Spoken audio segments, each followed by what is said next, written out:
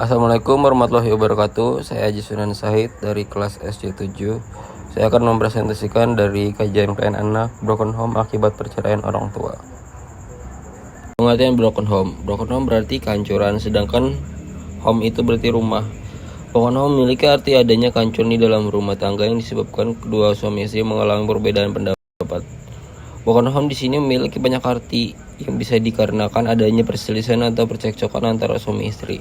Akan tetapi tinggal di satu rumah dapat juga broken home diartikan kehancuran rumah tangga sampai terjadi perceraian kedua orang tua.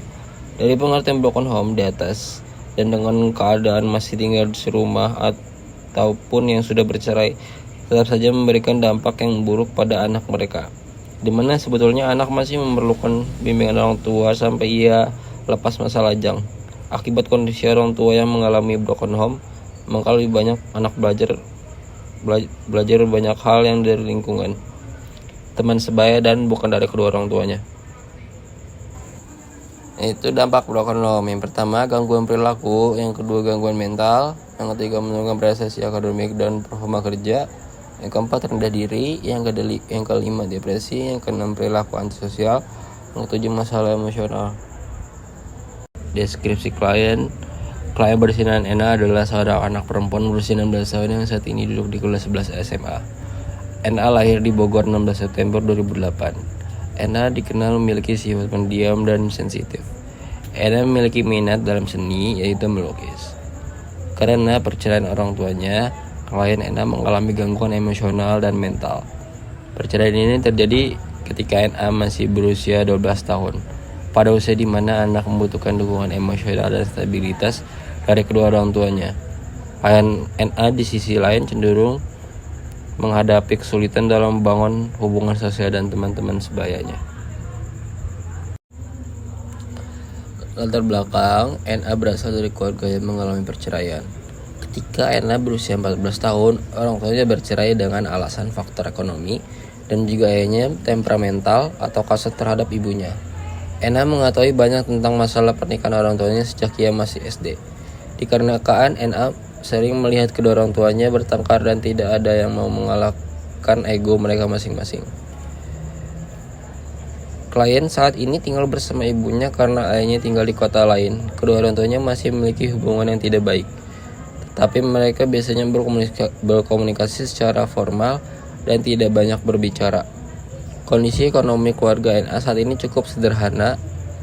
Ibu bekerja sebagai pegawai toko dengan penghasilan sederhana yang dapat memenuhi kebutuhan sehari-hari. Yang selanjutnya, perubahan dalam pengasuhan menyebabkan klien merasa tidak stabil secara emosional, kurang percaya diri, dan sulit berkomunikasi dengan teman sebayanya, sehingga mempengaruhi kinerjanya di sekolah. Klien menjadi bagian dari populasi khusus karena dampak psikologis dari perceraian orang tua. Klien menunjukkan gejala kecemasan dan rasa takut kehilangan, terutama terhadap orang-orang dekat dengannya. Klien mengalami penurunan motivasi untuk belajar di sekolah dan kesulitan berkonsentrasi, yang mengakibatkan penurunan prestasi akademiknya. Klien juga merasa kurang percaya diri, terutama dalam hal menjalin hubungan sosial. Selanjutnya, diagnosis klien. Berdasarkan observasi dan wawancara, klien menunjukkan tanda-tanda kecemasan sosial dan emosi tidak stabil akibat pengalaman traumatis dari perpisahan orang tua. Klien juga mengalami kesulitan membangun kepercayaan terhadap orang lain. Klien memiliki rasa rendah diri yang muncul karena kehilangan figur keluarga yang utuh, sulit membangun hubungan interpersonal yang sehat, penurunan motivasi belajar dan prestasi. Prognosis klien. Dengan intervensi yang tepat seperti konseling individu, dukungan emosional, dan pengembangan potensi klien, ada peluang besar klien dapat memahami dan mengelola emosinya lebih baik, menjalani hubungan sosial yang lebih positif, dan mengembangkan keterampilan dalam melukis sebagai sarana ekspresi diri. Peluang yang diketahui dan dicoba klien. Klien memiliki potensi besar dalam bidang seni, terutama melukis, yang dapat digunakan untuk mengekspresikan emosi dan membangun rasa percaya diri. Selain itu, klien menunjukkan minat untuk belajar berkomunikasi dengan teman sebaya melalui kegiatan kelompok. Klien juga memulai mencoba terlibat dalam kegiatan ekstrakurikuler di sekolah meskipun masih membutuhkan dorongan. Permasalahan yang sering muncul, yang pertama yaitu trauma, kedua rasa iri dan cemburu, yang ketiga rasa sedih dan kesal, yang keempat kurang dukungan dan motivasi, yang kelima kurang kasih sayang. Yang selanjutnya yaitu analisis kebutuhan klien. Yang pertama penanganan trauma dengan terapi psikologis, yang kedua pendekatan diri kepada Tuhan, yang ketiga butuh kasih sayang dan perhatian, yang keempat butuh dukungan dan motivasi, dan yang terakhir butuh rasa ketenangan dan Yang selanjutnya yaitu layanan BK yang dapat diberikan kepada klien.